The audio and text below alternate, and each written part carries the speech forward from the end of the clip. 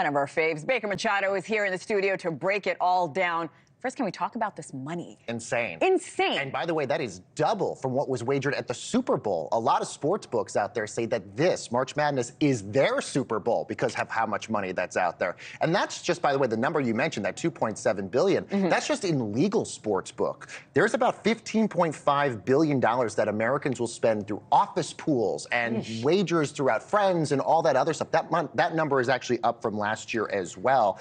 And it's so interesting because there's now even more interest in the women's side, which is even more exciting when you have players like Caitlin Clark and everybody else.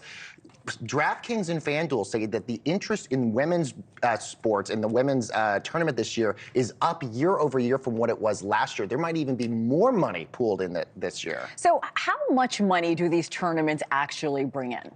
It depends. Billions of dollars, but it also brings in tons of monies for the school at the end of the day. For instance, if a school like the SEC, which had 8 teams make the tournament last year, they brought in $34 million just for all of those schools, and then that gets divvied up throughout all of the schools throughout the conference. But if you're a team like Gonzaga, for instance, when you're in a smaller conference, you actually get to keep more of that money as a result of that. You talked about those millions of Americans, 68 million Americans who are betting on March Madness, making this, of course, a massive event for sports gambling. How does the betting compare to the Super Bowl? It's even crazier and bigger, which is, and also when you think about it, the Vegas had the Super Bowl just recently, and that's a gambling mecca. But yes, even more than that. And again, as you mentioned, just $2.7 billion, that's just in legal sports books. So $15.5 billion is being done through office pools and all these other things. The other thing I think is so interesting, productivity in the office. Even if you're not even betting on the game, companies will lose $18.3 billion this year in revenue just on lost productivity from people they're just cashing it in when they're at the office because they're not even paying attention to what's happening at work. That number is up from the $17.3 billion that companies lost last year. You made a really good point about those smaller schools. We showed that video of Long Beach State clinching their ticket to the tournament, first time in a decade. This is a 68-team tournament.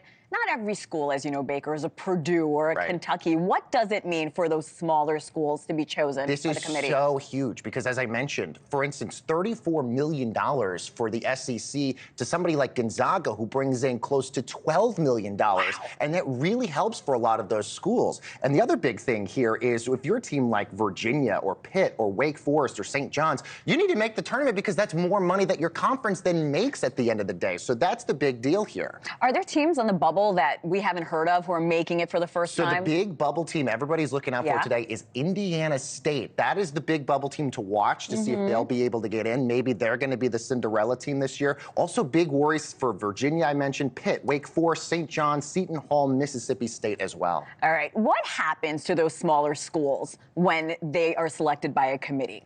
Oh, it's one of the biggest things ever because, as I mentioned, then all that money then gets pooled into their conference and they can make so much of that. For a lot of these schools, they don't have football programs, which make a significant part of their revenue. They then can make that money for the athletic department that then also helps the university and all of this. And then also the PR for all of this. For a lot of these schools, you probably never heard of before that it also helps them for admission processes as well because then all of a sudden you're like, I'd never heard of this school and now I'm interested in it. And I want the merch. And I want the merch as well. Let's talk about Caitlin Clark. She is the biggest name in basketball right now. She's sold out arenas during the regular season. We're still talking about her in the men's tournament. In past years, the women's tournament trailed the men in viewership. Do you think it's going to be different this year because of the superstar? Yes, there was actually a report yesterday in the Wall Street Journal that the interest in the women's league this year might actually surpass the men's this year, and it's because of the amount of stars that are in the women's tournament this year, unlike in the men's tournament. For instance, in the men's tournament, a lot of players either go to the NBA after their freshman year or they're in developmental leagues. In the women's side, that's not the case at all. I mean, yes, Caitlin Clark is going pro next year, but the star power here is insane. And also on top of that, the men's final is going to be airing on TBS, which is a cable channel.